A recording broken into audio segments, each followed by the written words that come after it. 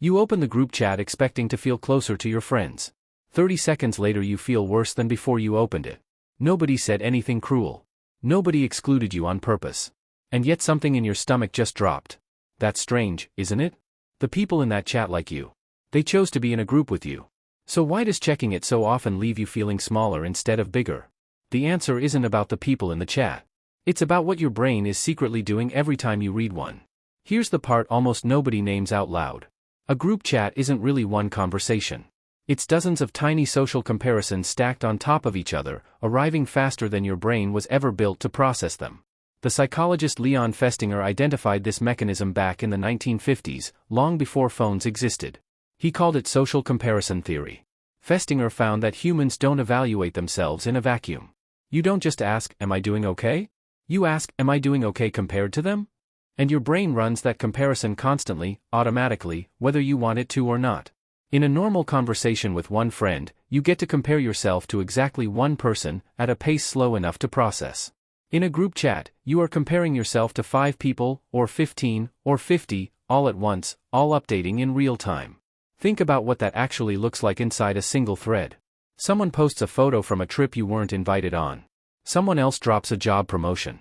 A third person makes a joke that gets 7 laughing reactions, and your joke from 10 minutes ago got 2. None of these people intended to make you feel anything. They were just living their lives out loud in a shared space. But your brain doesn't experience it as 30 separate updates from 30 separate people. It experiences it as one long scoreboard, and you are on it, whether you asked to be or not. So why does this hurt more than it should? Because underneath the comparison sits something older and more primal. The psychologist Leary developed what he called sociometer theory, the idea that your self-esteem isn't really a measure of how good you are. It's a gauge, constantly checking how included you are in the group around you. Leary's research suggested that your sense of self-worth moves up and down almost automatically based on perceived social acceptance, the same way a fuel gauge moves based on how much gas is actually in the tank. You don't consciously decide to feel worse after a group chat goes quiet on your message. The gauge just drops, and your mood drops with it, often before you've even figured out why.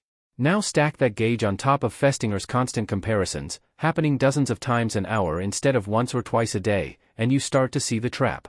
Every message in a group chat is a tiny data point your sociometer is silently logging. Did they respond to me?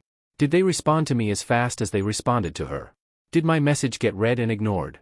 None of this happens on purpose. None of it is even conscious most of the time. It's just running in the background, the way your heart rate runs in the background, except this particular gauge was never designed to process 50 updates before lunch. Here's where it gets stranger. You'd think more attention would make the gauge feel better, not worse. More people talking to you, more messages, more inclusion. So why does it so often backfire? Because a group chat doesn't actually deliver focused attention. It delivers diluted attention, spread across everyone in the thread at once, and your nervous system can tell the difference even when your conscious mind can't name it. A message sent to you alone carries weight. A message sent to 12 people, one of whom happens to be you, carries almost none, even if the words are identical. Your brain evolved to read direct eye contact, a hand on the shoulder, someone's full attention turned only toward you. It did not evolve to parse "seen by 11" as a form of closeness. So it doesn't register that way, no matter how many messages pile up. The researcher Ethan Kross ran a series of studies tracking how people felt in the moments during and after using platforms like Facebook, rather than relying on people's memory of how the platform made them feel generally. Kross's findings were consistent and a little uncomfortable. The more people used the platform in a given period, the worse their momentary mood tended to be afterward, and the effect held up even when accounting for how lonely or satisfied people already were with their lives. Passive scrolling through other people's updates predicted a decline in well-being more reliably than almost anything else measured. A group chat is, in many ways, the most concentrated version of exactly that mechanism. You are not just scrolling past strangers' highlight reels. You are watching your actual friends' highlight reels, in real time, with your own name sometimes conspicuously absent from the moments being celebrated. So what is actually happening inside you during those 30 seconds after you open the chat? Your sociometer is scanning for signs of inclusion. Festinger's comparison engine is running in the background, ranking you against everyone visible in the thread. And Kross's data suggests the sheer volume of updates, regardless of their content, is working against your mood before you've even processed a single message emotionally. 3 separate mechanisms, stacking on top of each other, all firing inside a few seconds of scrolling. No wonder it feels like more than just reading text. Consider what a normal day with a busy group chat actually looks like from the inside. You wake up to 40 unread messages, a full conversation that happened while you were asleep, jokes already told, plans already half-made, a rhythm already established without you. You didn't do anything wrong by sleeping. But your sociometer doesn't know that. It just registers that the group moved forward and you weren't part of it, and it logs that as a small data point of exclusion before you've even had coffee.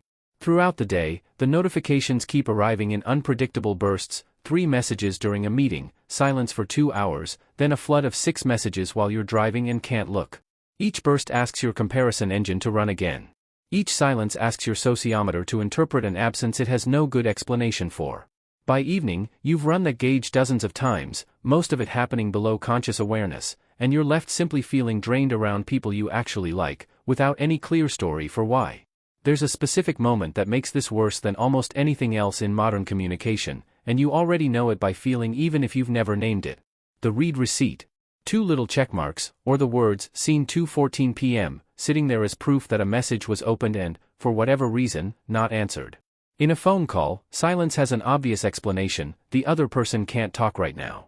In a group chat, silence after a visible "seen" has no such cover story. Your sociometer doesn't interpret it as neutral. It interprets it as data, and the data reads as exclusion, even when the actual explanation is as boring as someone getting up to answer the door. Here's the twist most people never work out on their own. The group chat isn't lying to you exactly, but it also isn't showing you anything close to the full picture. You are seeing only the fragment of everyone's day that made it into text, stripped of tone, stripped of context, stripped of the boring, uneventful hours that make up most of a person's actual life. The friend who got 7 laughing reactions on their joke was also stuck in traffic for 40 minutes today, annoyed about something at work, worried about a bill. None of that made it into the thread. What made it into the thread was the 7 reaction joke, because that's what group chats reward and surface. You are comparing your entire lived experience, boring parts included, against everyone else's highlight reel, compressed into text bubbles, and your sociometer has no way of correcting for that imbalance. It just reads the scoreboard as it appears. There's also a quieter version of this that happens when the chat is about something specific, planning a weekend trip, coordinating a birthday, and you notice your suggestion got skipped over in favor of someone else's. Nobody rejected you outright. The conversation just moved past your message the way water moves past a rock, barely registering it happened. Festinger's comparison engine reads that as a ranking. Leary's sociometer reads it as a small drop in standing. And because it happened in text, with no tone of voice to soften it and no face to read for reassurance, your brain fills the silence with whatever interpretation feels most available, which is rarely the generous one. So does that mean group chats are simply bad, something to delete and avoid? Not exactly. The mechanism itself isn't malicious. It's the same comparison and inclusion machinery that helped your ancestors figure out their standing within a band of 20 to 50 people, where reading social cues accurately was a matter of survival. The problem isn't that the machinery exists. The problem is the environment it's now running inside, one built to generate constant, rapid-fire, low-context updates from far more people than that machinery was ever calibrated to track at once. A single close friend telling you about their promotion, in person, over coffee, activates the exact same comparison instinct Festinger described. It just doesn't overwhelm you, because it's one update, with full context, from one person, delivered at a pace your sociometer can actually process. Knowing the mechanism changes what you do with it. The ache after checking a group chat isn't proof that your friends don't care about you, and it isn't proof that something is wrong with your self-esteem. It's your sociometer doing exactly what it evolved to do, just fed a volume and pace of comparison data it was never built to handle gracefully. You can mute a thread without muting the friendship. You can read the group chat once a day instead of every notification, and give your gauge time to reset between updates instead of asking it to recalibrate 50 times before noon. You can remember, specifically, that the joke with 7 reactions came from someone who also sat in traffic today, worried about something you'll never see in the thread. You open the group chat expecting to feel closer to your friends. Now you know why 30 seconds later you sometimes feel worse instead. It was never really about the people typing. It was a gauge inside you, built for a much smaller, slower world, doing its best to keep score in a game with far too many players moving far too fast.